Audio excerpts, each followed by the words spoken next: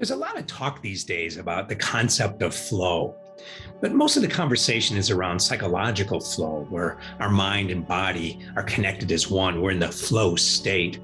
We talk about athletes who are calm and focused and really absorbed into their sport as being in the flow. We talk about artists who are in the flow of inspiration. They're totally immersed in what they're doing, and the art just seems to flow through them without effort. But there's not a lot of conversation about divine flow. Divine flow, I believe, goes beyond just the psychological flow. It incorporates it, but it's a step further. Divine flow is that amazing experience where the mind, the body, the emotions, and the spirit work together as one. They're a team, they're connected. It's heart-based because our souls live within our hearts. I like to define flow as being one with the divine spirit who opens our hearts, allowing us to experience inner peace, balance, and wholeness. The question is, how do we enter into and sustain divine flow? I believe the answer is that we look to the spiritual teachers and heroes, the ancient ones and the contemporary ones who seem to have experienced that connection between the human and divine parts of them.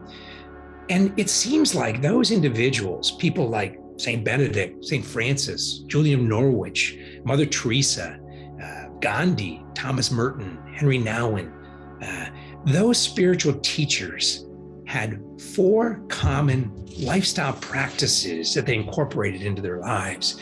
And I called those the finding flow practices. And here's what they are.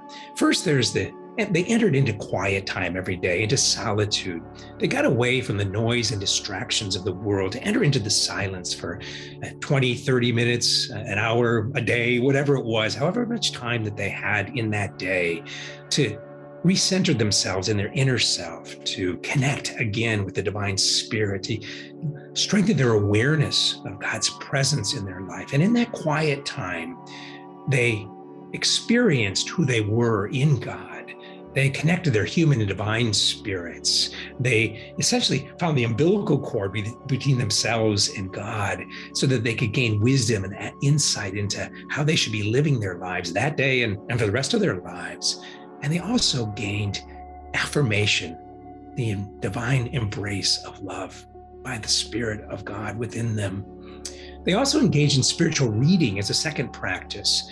They read the books and writings and sacred scriptures of those who had gone before them so they could gain the insight and knowledge and wisdom from those that had journeyed on the spiritual path before them or were on the spiritual path, but maybe a little step further than them. They surrounded themselves with a community of people that nudged them to grow and helped them affirm and know who they were. I call it an inner circle of trust, a small group of maybe 4 to 5 people or more who basically helped them mirror back to them who they were, affirmed that they were on the right path, or when they were off the track, also mirrored back to them that maybe they needed to do something different to get back on track. And the last thing that they engaged in as a spiritual practice was they understood their spiritual gifts. They went from the contemplative part of their day through the solitude and the reading part of the day into the active part of the day, using their spiritual gifts, what I call contemplative action in the day, to basically come alive, to make the world a better place. And when they used their spiritual gifts, they experienced joy, they experienced happiness. And the most important thing is they help the world become a better place because of them using their gifts in the world. When we follow in these 4 spiritual practices that our spiritual teachers and heroes seem to have modeled for us, what we experience is the presence of God. We reclaim inner peace, balance, and wholeness. And just like we have to exercise our bodies on a daily basis, either through walking or going to the gym or yoga or whatever it is to maintain a healthy body, we also need to engage in spiritual exercises, spiritual practices that exercise our souls, that strengthen the spiritual muscles within us and stretch us and help us grow. But I think what happens is when we experience these 4 spiritual finding flow practices, what we do is we get into the flow of a relationship with the Creator. Just like we have a relationship with our loved ones, the relationship, the unique relationship that we have with God as we understand God begins to really grow and strengthen. We begin to hear God's voice within our hearts and souls. We know that God's got our backs, and we're in that divine flow of following the pathway that wisdom and love are guiding us. I invite you to try these 4 Finding Flow spiritual practices for the next week to 10 days on a daily basis. Enter into quiet time for 20 to 30 minutes every day. Pick up a spiritual book, find a spiritual teacher whose books that really speak to you, and read maybe 30 minutes a day. Surround yourself with a community of people, a handful of people. Could be a spiritual mentor, could be a spiritual friend, a spouse, a life partner, people that nudge you to grow, and lean into them to help you expand and grow into your best self.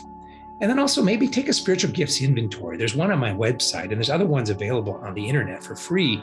And discover what your spiritual gifts are so that you can come alive. You can discover your purpose in this season of your life and make the world a better place.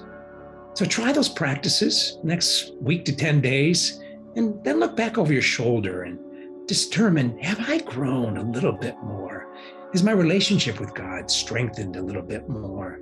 Am I experiencing, not fully because it's a lifetime journey, but am I experiencing a little bit of a deepening and sustaining of inner peace, balance, and wholeness? Thanks for being here. Together, let's experience and discover divine flow.